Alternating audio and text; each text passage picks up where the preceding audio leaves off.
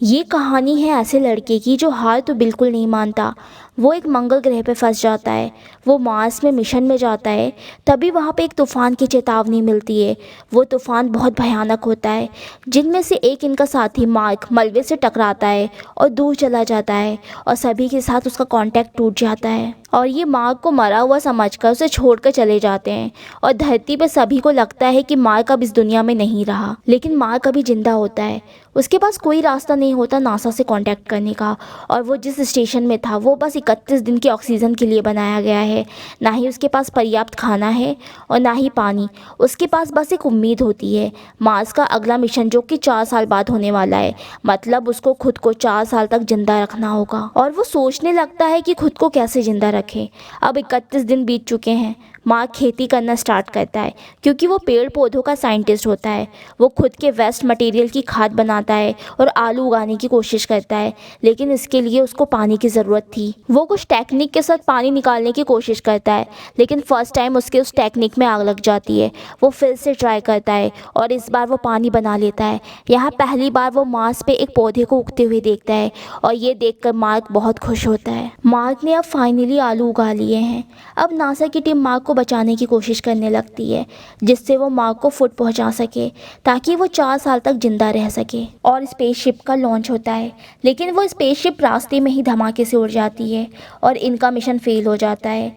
तभी मंगल ग्रह पर मार्क के स्टेशन में लीकेज हो जाती है, जिससे उसका स्टेशन उड़ जाता है और उसकी सारी फसल खराब हो जाती है और मार्क अब बहुत टूट जाता है। अब माँ को लगता है कि अब इतनी कोशिश के बावजूद भी शायद वो धरती पर नहीं जा पाएगा। और अब ये बात चाइना के स्पेस रिसर्च सेंटर को पता चलती है और वो माँ की हेल्प करने की सोचते हैं। और ये लोग सब मिलकर सक्सेसफुली स्पेस बूस्टर लॉन्च कर देते हैं, ताकि वो फूड सप्लाई मार्क को भेज सकें। अब मार्क बहुत कमज़ोर हो चुका है।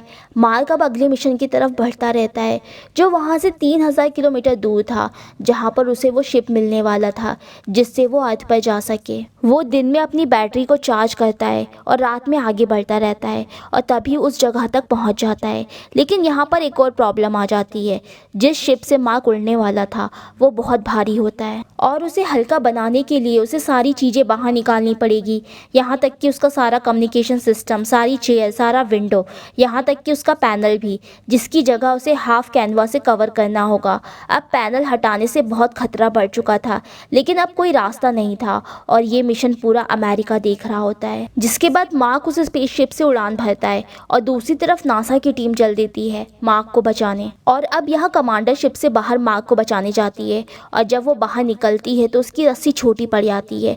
तब मार्क शिप से बाहर निकलता है और कमांडर की तरफ बढ़ता है और यहाँ भी उसका हाथ उससे छूट जाता है, बट कमांडर रस्सी लपेट लेती है और उसे बचा लेती है। और जब ये बात नासा को पता चलती है तो वो सभी लोग झूम उठते हैं और अब मार्क सबसे मिलके बहुत खुश होता है।